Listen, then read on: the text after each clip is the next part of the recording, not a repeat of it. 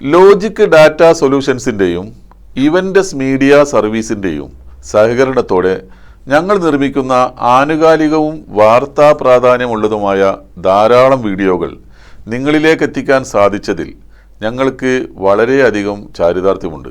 ഇനിയും ധാരാളം ഉപകാരപ്രദമായ അറിവുകൾ നൽകുന്ന നിരവധി വീഡിയോകൾ ഞങ്ങളുടെ പണിപ്പുരയിലുണ്ട്. പ്രേക്ഷകരായ നിങ്ങൾ ഞങ്ങൾക്ക് നൽകുന്ന സപ്പോർട്ടുകൾ ഇവൻ്റസ് മീഡിയ എന്ന യൂട്യൂബ് ചാനലിലും ഫേസ്ബുക്ക് ചാനലിലും ലൈക്ക്, സബ്സ്ക്രൈബ്, ഫോളോ, കമൻറ്റുകൾ തുടങ്ങിയ മാർഗങ്ങളിലൂടെ രേഖപ്പെടുത്താൻ അഭ്യർത്ഥിക്കുന്നു. ഇന്നത്തെ ടെക്നിക്കൽ സെഷനിൽ ഇലക്ട്രോണിക്സ്, എംബഡഡ് സിസ്റ്റങ്ങൾ തുടങ്ങിയവയിൽ ഉപഭോക്താക്കളും സെൻസറുകളും പ്രോസസ്സറുകളും തമ്മിൽ ഡാറ്റ കൈമാറാൻ ഉപയോഗിക്കുന്ന പ്രധാന കമ്മ്യൂണിക്കേഷൻ പ്രോട്ടോക്കോളുകളെ കുറിച്ചാണ് പറയാൻ പോകുന്നത്. ഒന്നാമത്തേത് UART പ്രോട്ടോക്കോളാണ്. ഫുൾ ഡ്യൂപ്ലക്സ് അസിൻക്രോണസ് ആയ ഒരു കമ്മ്യൂണിക്കേഷൻ പ്രോട്ടോക്കോളാണിത്. ഇതിൻ്റെ വേഗത 115 kbps മുതൽ 1 Mbps വരെയാണ്. ഇതിൻ്റെ ദൂരപരിധി 1 മുതൽ 2 മീറ്റർ വരെയാണ്. ഉപയോഗങ്ങൾ PC micro controller communication, Bluetooth, GSM മൊഡ്യൂളുകൾ തുടങ്ങിയവയിലാണ്. UART എന്നാൽ യൂണിവേഴ്സൽ അസിൻക്രോണസ് റിസീവർ ട്രാൻസ്മിറ്റർ എന്നാണ്. രണ്ട് ഡിവൈസുകൾ തമ്മിൽ നേരിട്ട്, അതായത് പോയിന്റ് ടു പോയിന്റ് ബന്ധിപ്പിക്കാൻ ഉപയോഗിക്കുന്ന ഒന്നാണിത്. ഇതിൽ പ്രത്യേക ക്ലോക്ക് സിഗ്നൽ ഇല്ല. അതിനാൽ രണ്ട് ഡിവൈസുകളിലും ഒരേ ബോർഡ് റേറ്റ് ക്രമീകരിക്കണമെന്ന കാര്യം ശ്രദ്ധിക്കുക. രണ്ടാമത്തേത് SPI ആണ്.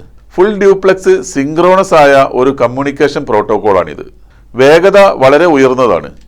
10 മുതൽ 100 വരെ Mbps ആണ് ഇതിൻ്റെ വേഗത. ദൂരപരിധി പക്ഷേ വളരെ കുറവാണ്. ഒരു ബോർഡിനുള്ളിൽ തന്നെയുള്ള കണക്ഷനുകൾക്കായി ഉള്ളതാണിവ.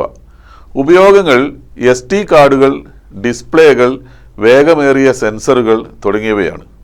SPI എന്നത് സീരിയൽ പെരിഫറൽ ഇൻ്റർഫേസ് എന്നതാണ്. വളരെ വേഗതയേറിയ കമ്മ്യൂണിക്കേഷൻ പ്രോട്ടോക്കോളാണിത്. ഒരു മാസ്റ്റർ ഡിവൈസിന് ഒന്നിലധികം സ്ലേവ് ഡിവൈസുകളുമായി ആശയവിനിമയം നടത്താം. കുറഞ്ഞ ദൂരത്തിൽ ഉയർന്ന അളവിൽ ഡാറ്റ കൈമാറാൻ ഇത് ഉപയോഗിക്കുന്നു.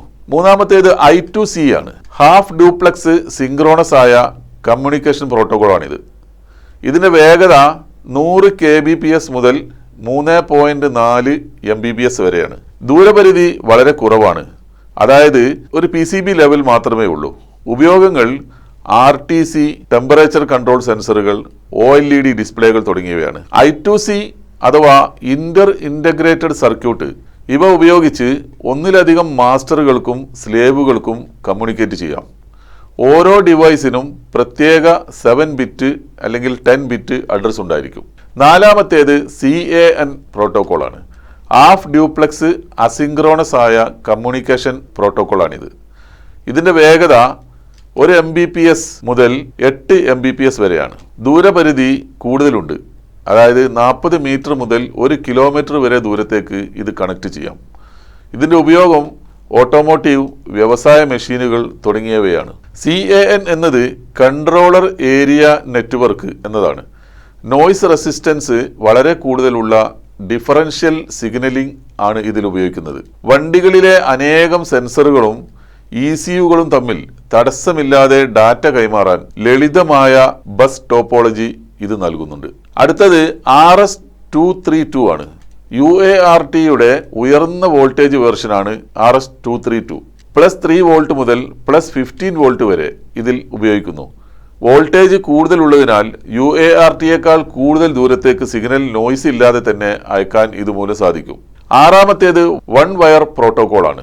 ഹാഫ് ഡ്യൂപ്ലക്സ് അസിൻക്രോണസ് ആയ കമ്മ്യൂണിക്കേഷൻ പ്രോട്ടോക്കോളാണിത്.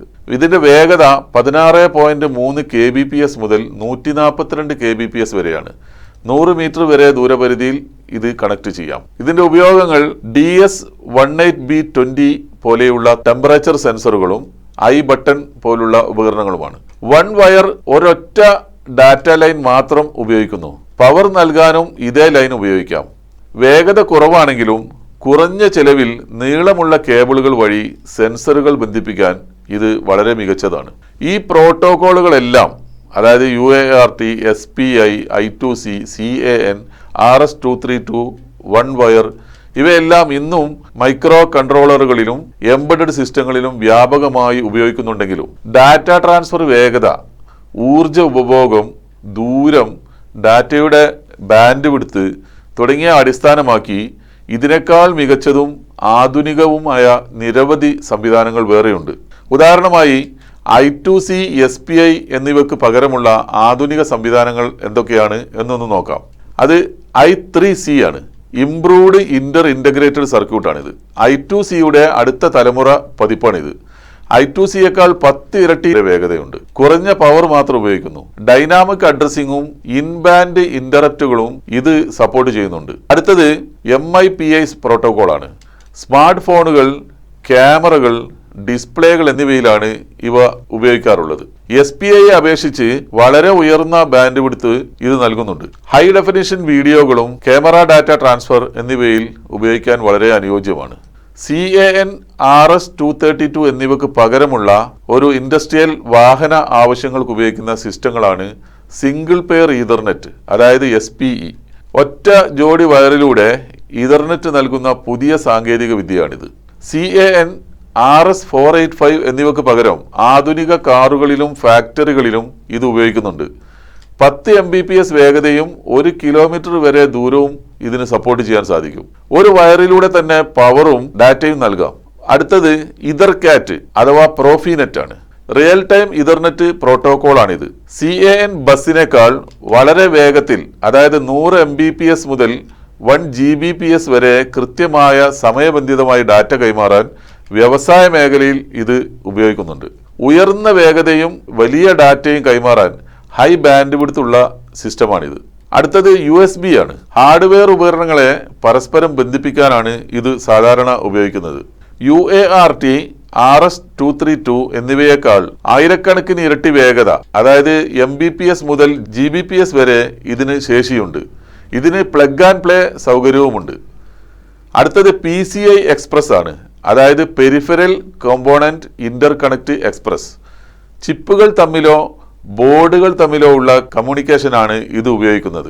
ഏറ്റവും ഉയർന്ന വേഗത, അതായത് ചാനൽ 1-ന് 16 മുതൽ 64 Gbps വരെ ഇതിന് സപ്പോർട്ട് ചെയ്യാൻ സാധിക്കും. പ്രോസസ്സറുകൾ, GPU, ഉയർന്ന ശേഷിയുള്ള സെൻസറുകൾ എന്നിവ തമ്മിലുള്ള ഡാറ്റ കൈമാറ്റത്തിന് ഇതാണ് ഇപ്പോൾ ഉപയോഗിക്കുന്നത്. ചെറിയ മൈക്രോ കൺട്രോളർ പ്രൊജക്റ്റുകൾക്ക് I2C, SPI, UART എന്നിവയാണ് ഇപ്പോഴും ഏറ്റവും ലളിതവും ചിലവ് കുറഞ്ഞതുമായ മാർഗങ്ങൾ. എന്നാൽ ഉയർന്ന വേഗത, കുറഞ്ഞ പവർ കൺസംഷൻ, സങ്കീർണമായ ഡാറ്റ പ്രോസസ്സിംഗ് എന്നിവ ആവശ്യമായി വരുമ്പോഴാണ് I3C, Ethernet, MIPI, PCI express തുടങ്ങിയ പ്രോട്ടോകോളുകൾ ഉപയോഗിക്കുന്നത്. മറ്റൊരു ടെക്നിക്കൽ വിശേഷവുമായി വീണ്ടും കാണാം. നമസ്കാരം.